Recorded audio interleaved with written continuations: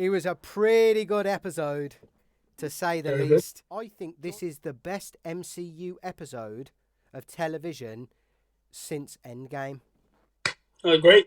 Couldn't agree even more.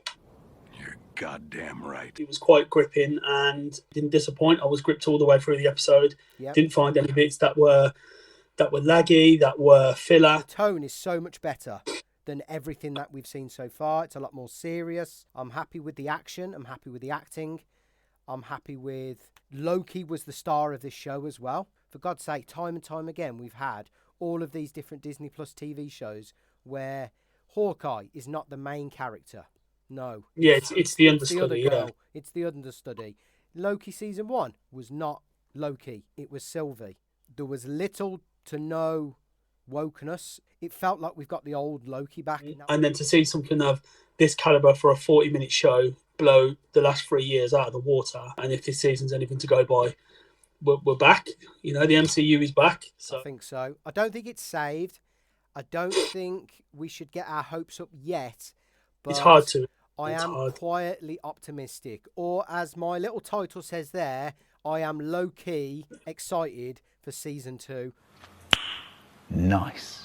Everything we was read, everything we was told, it hasn't disappointed me. I'm impressed with the CGI for a TV show. Considering the budgets that a lot of these Marvel films have had, we've all got this nostalgic feeling that, you know, it's, oh my God, it is very much like the old MCU. And this is only episode 1, so I'm hoping it only gets better and better and better. I think this is the best MCU TV show episode we have had since Endgame. It's better than Loki season 1, any episode in season 1.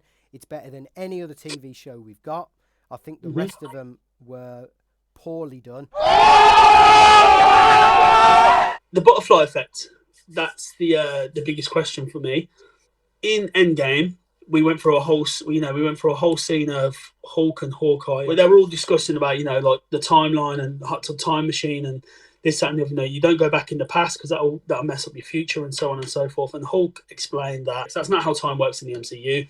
That if you travel from the present to the past, that past is now your future, and your previous present becomes your past. So no matter what you did in that past timeline, it's not going to affect the future. All it's going to do is create the new branch timeline, and that's what I thought we were seeing in Loki season 1. You're absolutely right. But what confused me was when Loki time slipped and went back to meet the earlier version of Ouroboros, when he was mentioning stuff to him, and then they jumped back to the scene of Mobius and Obi's thought pattern had changed to go, oh, well, actually, like, because first with Obi was saying there's nothing to do with time slipping in TVA, it's not possible. And then when Loki had mentioned it to past Obi, it was like that memory had like travelled through time into his memory. So he was like, oh, right, okay. And then he was talking about the fractal machine with Mobius and said, no, you know, there's nothing like that. And then going back to the past part again, where it kept jumping backwards and forwards, Obi built in the past, then he built a fractal machine with Loki, and then all of a sudden back in the future, when Obi speaking to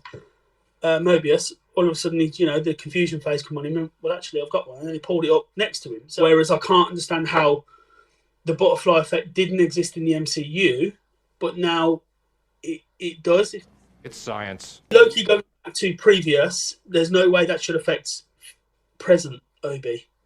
Do you know what I mean? It shouldn't. I'm just saying from the logic from the MCU from that point. That was the only thing for me where I was a bit like, oh well, I thought time didn't work like that in the MCU. So maybe it's a TVA thing when he flew through that window with the taxi or the pickup truck or whatever it was, and then the TV monitor fell on the floor and cracked the floor, and then in the future the crack was still in the floor, but that crack shouldn't be there with the old MCU rule. Time is fucking dangerous as a topic to describe, to talk about, to explain easily and consistently apply the same rules to everything that's going on.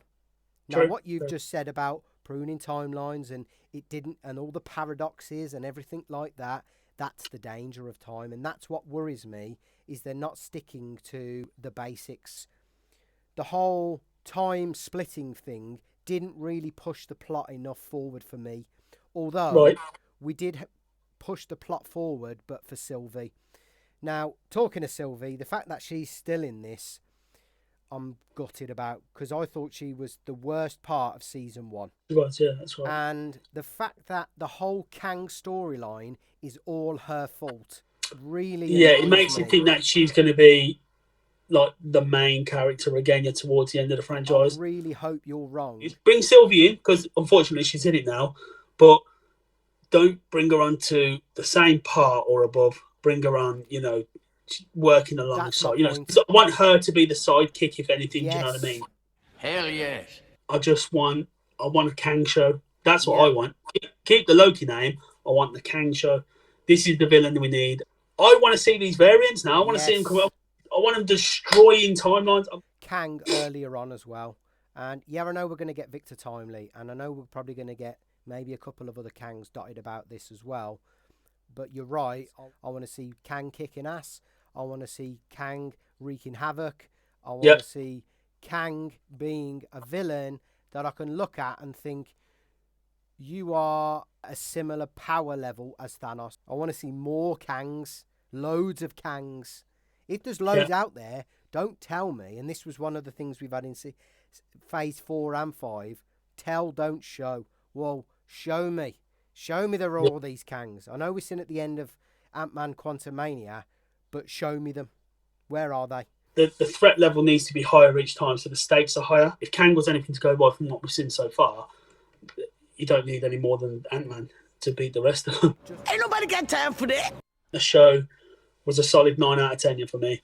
From what I saw, I was very happy with. The only thing that would have been good was episode 1, hitting it harder with a Kang variant. I want it to be the Dynasty of Kang prequel. I really, really would not mind if there was 3 to 4 Kangs each episode, and like you said, several flashbacks of even Kangs killing other Kangs or working together as little duos to take over this timeline. And so, oh my god, it'd be brilliant. That'd be amazing. That'd be amazing. You know what I mean? For me, 8 out of 10, and I have not said that for any Disney Plus show since Mandalorian Season 2. Is this the turning point for Marvel? Is the MCU saved? Now, I don't think we can answer that question yet, but this feels like the turning point. The fact that we've got old Loki back, we've got a lack of wokeness and all that BS. The seriousness is back. They're hyping Kang up now to be this strong, badass villain, and that's what we need. We need Kang to be represented as an incredibly strong villain. We'll be streaming our live reaction to each episode of Loki Season 2 on jikGeek every Friday at 7 p.m. UK time. So if you enjoyed the content, feel free to drop a like and subscribe so you never miss an update or a live stream. Catch you on the next one. Cheers.